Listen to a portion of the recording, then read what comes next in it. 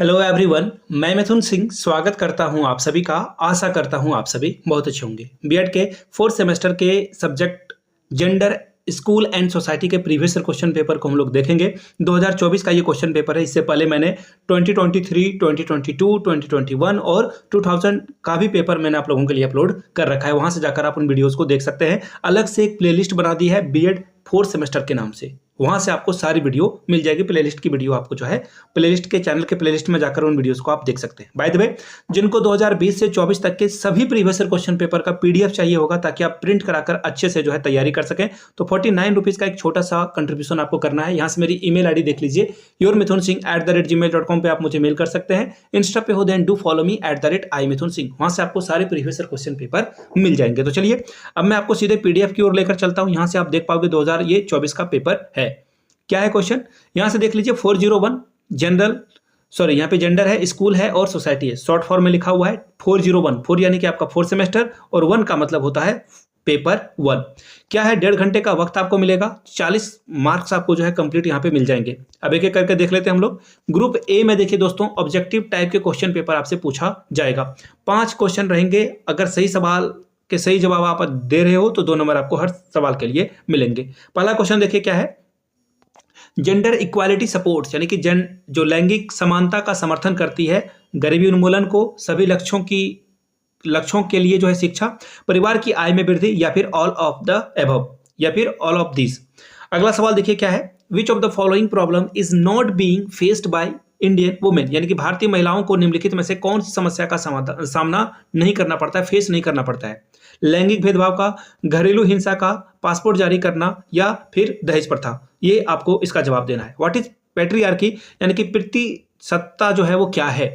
समाज की एक ऐसी व्यवस्था जिसमें सबसे पुराना पुरुष परिवार का मुखिया होता है। System of a society in which the oldest male in the head of the family.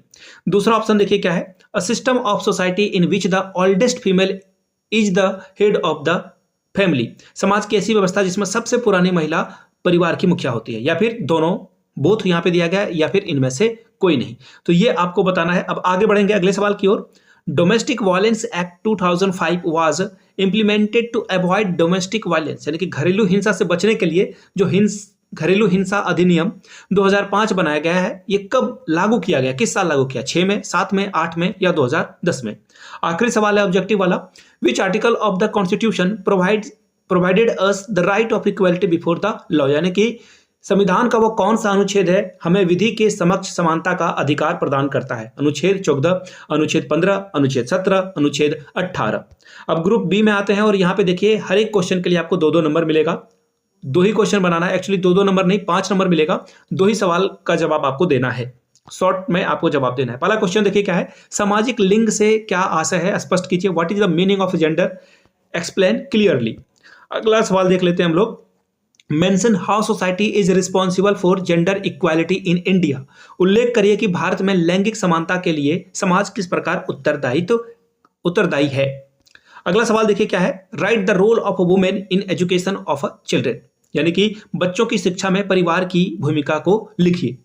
आखिरी सवाल है ऑब्जेक्टिव टाइप में, ये जो शॉर्ट टाइप का क्वेश्चन है उसका, describe the role of mass media in education of gender equality. लिंग की समानता की शिक्षा में संचार की भूमिका का वर्णन करें।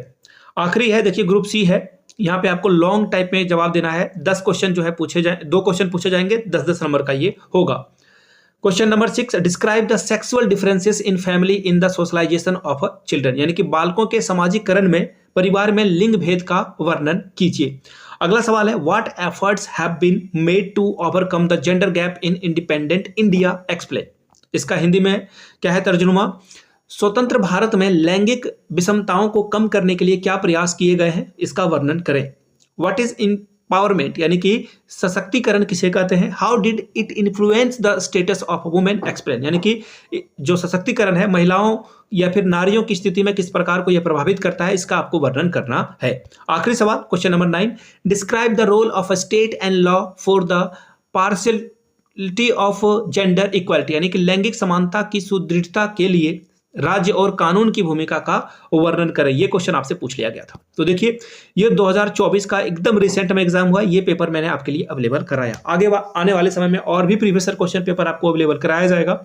चैनल को सब्सक्राइब करके सपोर्ट जरूर करें। इस वीडियो को किसी अपने बीएड वाले ग्रुप में जरूर शेयर कर दें।